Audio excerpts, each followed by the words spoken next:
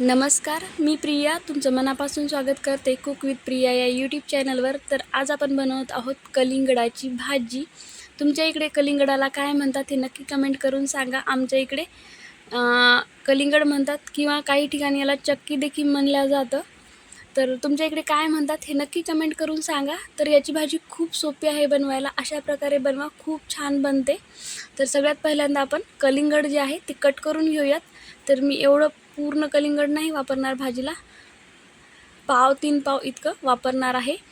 तर हे अशा प्रकारे कट करून घ्यायचं आहे। थोडंसं हार्ड जातं कट करायला बाहेरच्या साईडनं। तर याला अशा फोडीमध्ये कट करून घ्यायचं आहे आणि याच्यातल्या ज्या बिया आहेत त्या आपल्याला पूर्ण काढून घ्यायच्या आहेत। आणि याला आपल्याला जशा आपण आलूच्या किंवा बटाट्याच्या फोडी बनवतो तशा कट करून घ्यायच्या आहेत। तर इथे मी अशा प्रकारे हे कट करून घेतलेलं आहे, जेवढं आपल्याला भाजीला पाहिजे तेवढं। तर आता कढईमध्ये शेंगदाणे भाजून घेऊयात। तर हे 2 ते 3 चमचे शेंगदाणे आहेत, जे की मी लो गॅसवर भाजून घेणार आहे, अगदी खरपूस भाजून घेणार आहे। आणि थोडेसे डाग पडले शेंगदाण्यांना की याच्यामध्ये आपल्याला 3 चमचे कराळ ॲड करायचं आहे आणि तेही छान फुलेपर्यंत भाजून घ्यायचं आहे। ते शेंगदाणे भाजून झालेले आहेत। यामध्ये आपण 3 चमचे इतकं कराळ घेतलेलं आहे, तेही इथे टाकलेलं आहे। शेंगदाण्यांना भाजायला थोडासा वेळ लागतो, म्हणून कराळ नंतर ॲड करायचं, म्हणजे जे कराळ आहे ते आपलं करपत नाही किंवा जास्त भाजलं जात नाही।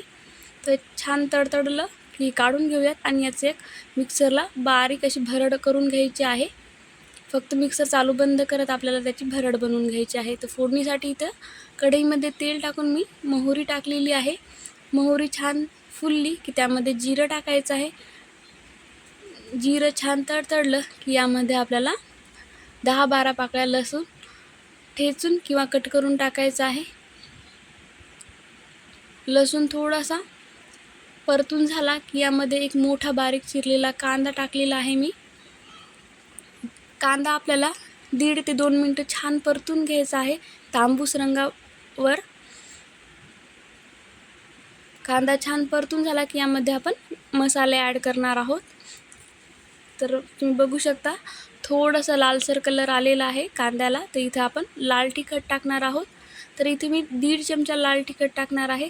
थोडीशी भाजी तिखटच बनवायची, तुम्ही जर नॉर्मल 1 चम्मच घेत असाल तर अर्धा चमचा वाढवून टाकायचं या भाजीमध्ये लाल तिखट। आणि अर्धा चमचा इतकं हळद पावडर घेतलेली आहे आणि अगदी पाव चमचा इतकं जो काळा मसाला आहे ठेवणीतला तो घेतलेला आहे।